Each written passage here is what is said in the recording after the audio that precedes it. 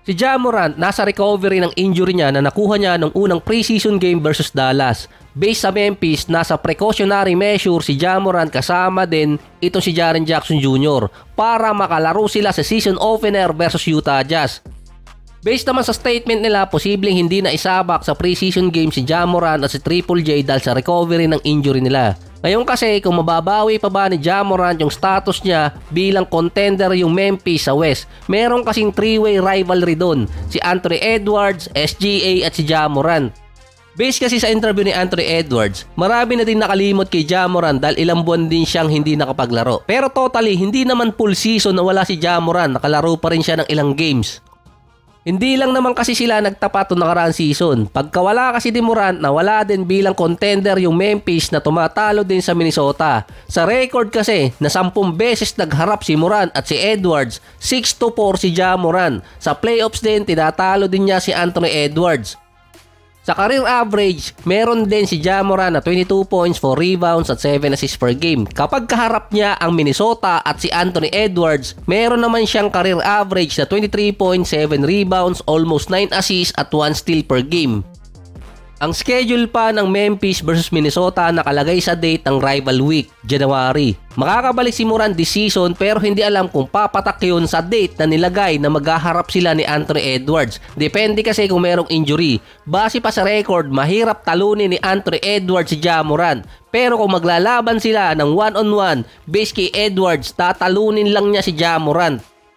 Kung ano kasi mga sinasabi dati ni Ja Morant sa mga interview, ginagawa din ngayon ni Anthony Edwards dahil din nakapasok na siya sa West Finals.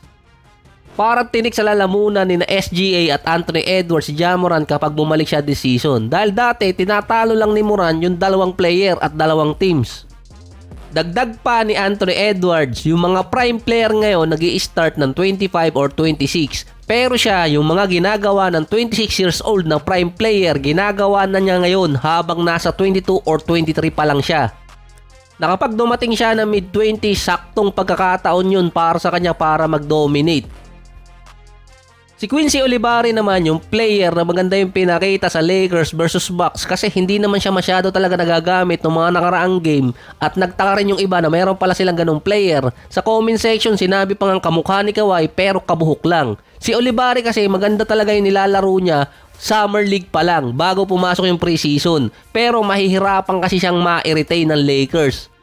15 players na nasa main roster, 3 sa two-way contract. May 4 na Exhibit 10 player ang Lakers kasama si Olivari doon. Ang chance niya para ma-retain ng Lakers ay kung ilalagay siya sa G-League for 60 days.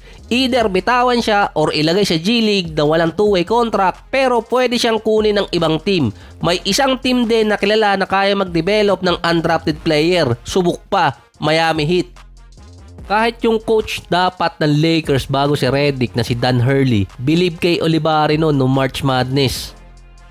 Kaya yung ibang mga fans na nanawagan kay Rob Pelinka na wag i-mess up na mawala sa kanila si Olivari dahil hidden gem. Mismong kaibigan at supporter pa ni LeBron na si Cap the Legend ang nanawagan na bigyan ng kontrata si Olivari sa Lakers. Baka pa di umano makuha na naman ng ibang team yung player na nakuha ng Lakers sa Summer League na maganda ang pinapakita. Tinanong niya pa kung bakit naging undrafted ang tulad na player ni Olivari. Simpleng sagot lang yun, edad. Dahil base kay Edwards, 25 to 26 years old ang prime ng player ay nasa 23 na ngayon si Olivari. Kung ikukumpara mo siya sa edad ni Anthony Edwards, matagal na si Anthony Edwards nakakapaglaro. Si Olivari ngayon gusto pala makakuha ng roster spot. Kung ibabase naman kay Dalton Knecht, NBA ready na rin kasi si Olivari, halos katulad niya si Knecht. Last year si Olivari sa college, 19 points, 5 rebounds, 2 assists, 1 steal, 40% shooter sa beyond the arc. Either impact player agad sa lineup or developmental player. Kapag nilagay kasi si Olivari ng 1 or 2 season sa G-League, nasa mid-20s na siya. So sa ngayon, impact player siya kapag nilalagay or binibigyan ng minuto. Kailangan nga lang din magbitaw ng ilang player ng Lakers para ma-retain siya at hindi maagaw.